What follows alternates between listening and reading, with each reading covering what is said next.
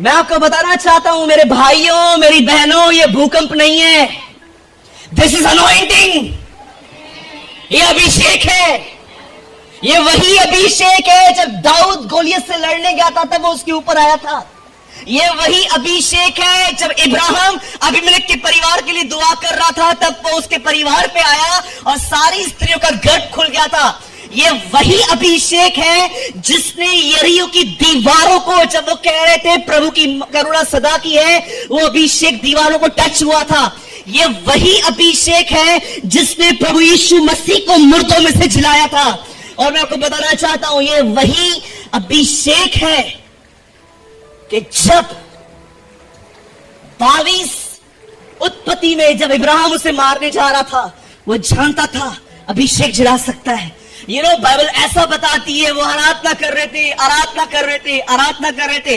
अचानक वहां पर भूकंप आया और जानते हो हुआ क्या? जितने भी लोग वहां पर थे वे सब आजाद हो गए।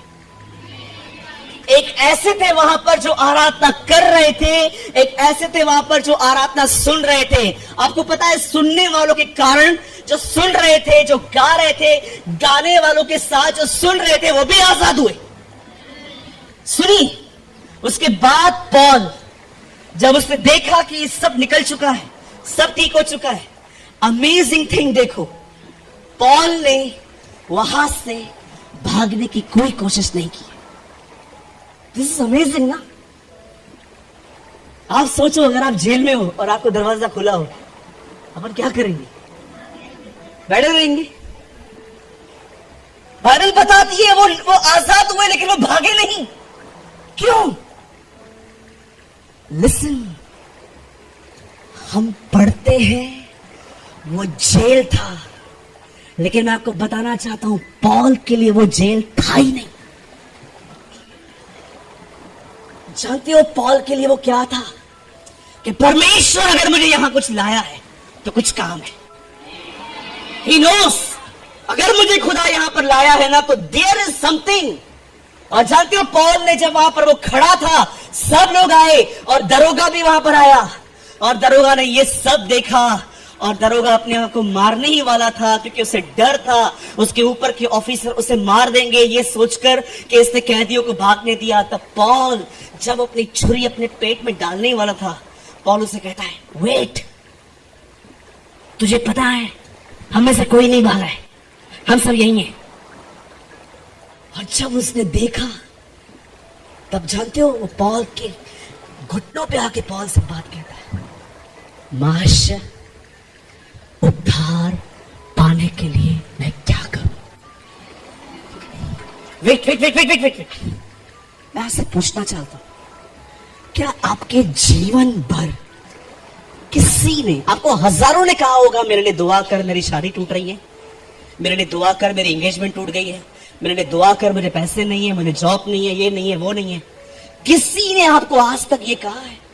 बहन, ये जो जीवन आपने पाया है, जो उद्धार, बहन मैं आपको जानती हूं, आप लड़कों के साथ घूमते थे, आप रिस्पेक्ट नहीं करते थे आपके पेरेंट्स की।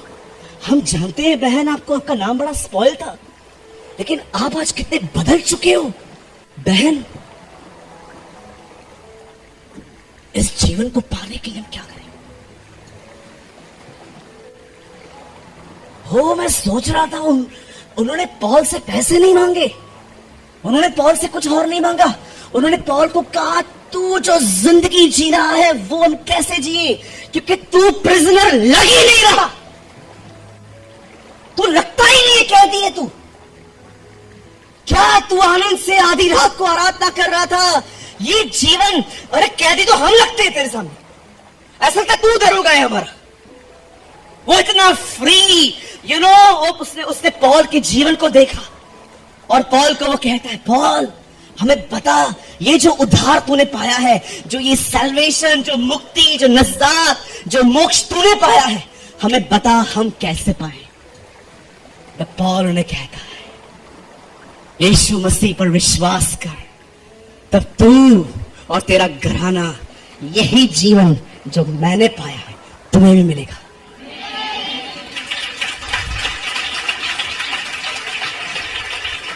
सुनिए, ये सब होने के बाद जानते हो रात को लोग आते हैं पॉल के पास और कहते हैं तुम लोग जाओ इधर से अभी। जानते हो पॉल क्या कहता है? कौन लेके आया था मुझे इधर? अब पॉल इज विक्टिम कार्ड खेल रहा है। Now listen this great man of God, अब ये विक्टिम कार्ड खेल रहा है। अब पॉल को लोग आके कहते हैं तू इधर से निकल। पॉल कहता है जिसने अरेस्ट किया था उसे भेजो। क्यों? मैं रोमी हूं। पॉल, जब लोग आपको मार रहे थे तब आपने क्यों नहीं खोला? क्योंकि पॉल जानता था परमेश्वर मुझे कहां ले जाएगा। वो जानता था जेल में कलीसिया बनानी है। उसके बाद पॉल उनको कहता है मैं रोमी हूं। लिखा है वे डर गए। एक अमेरिकन को आप यहां पर मार के दिखाओ इंडिया में, आपकी हालत खराब कर सकते हैं वो लोग, क्योंकि आपने दूसरे सिटीजन को हाथ उठाया है।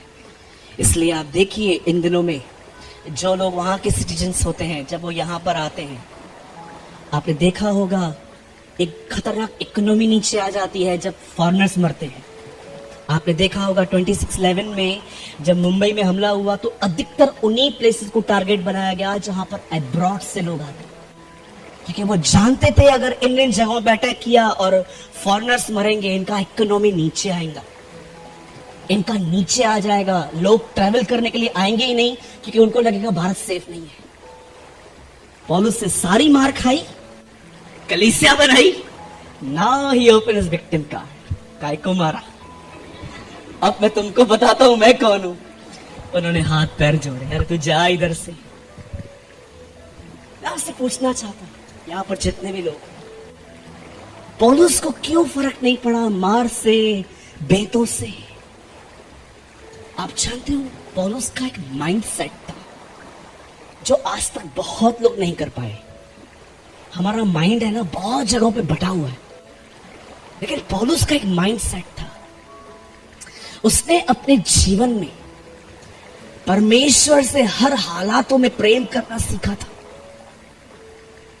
याद रखिए, पौल ऐसा नहीं था जिसको सिचुएशंस घेर लें और उसके मन को दबा दें।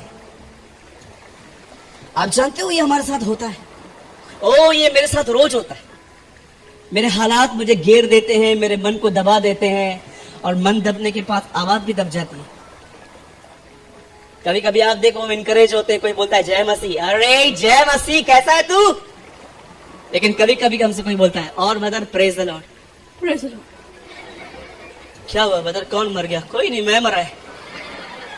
हाँ, सिचुएशंस हमारे मन को दबा देती हैं, और जब मन दब जाता है तो जुबान दब जाती है, ऑर्गन्स दब जाते हैं, हमारी जिंदगियां ढीली पड़ने लगती हैं। पॉल के लिए ऐसा नहीं था। बंद करने से पहले एक चीज पूछना चाहता हूं, अगर आप उस जेल में होते, आप आधी रात को क्या करते? सोचो, आप और मैं, चेतन भाई और मैं दोनों रात को जेल में होते। आई कैंसिल, हम कभी नहीं जाएंगे। अगर ब्रदर और मैं दोनों जेल में होते और दोनों ठोके हुए से, हम एक दूसरे के लिए बोलते प्रे फॉर मी, ब्रदर दुआ करो, इतना सिखाया है मैंने आपको, दुआ करो मुझे रात को अच्छी नींद आए, रो रो के दुआ करो कि मेरे को अच्छी नींद आए। और चेतन भाई तू तो पादरी है, तू ज्यादा करना हम तुझ पे उम्मीद रखेंगे कि तू हम पे रखेगा। चल निकाल मोबाइल निकाल, और जैसे दिनेश यहां से मोबाइल निकालेंगे। चर्च का ग्रुप किधर है? Jesus is life brothers, pray for me. हम दोनों जेल में हैं, जो न करे वो श्रापित हो।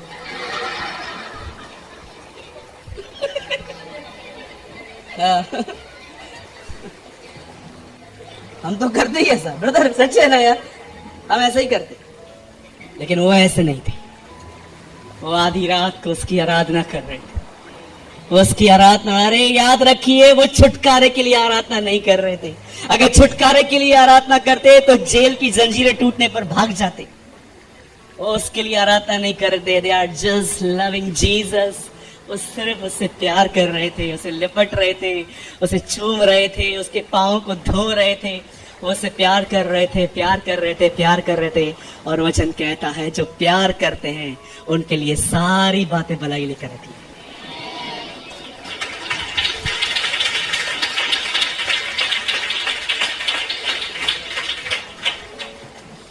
सुनिए, मैं इसे बोल के स्टॉप कर रहा हूं।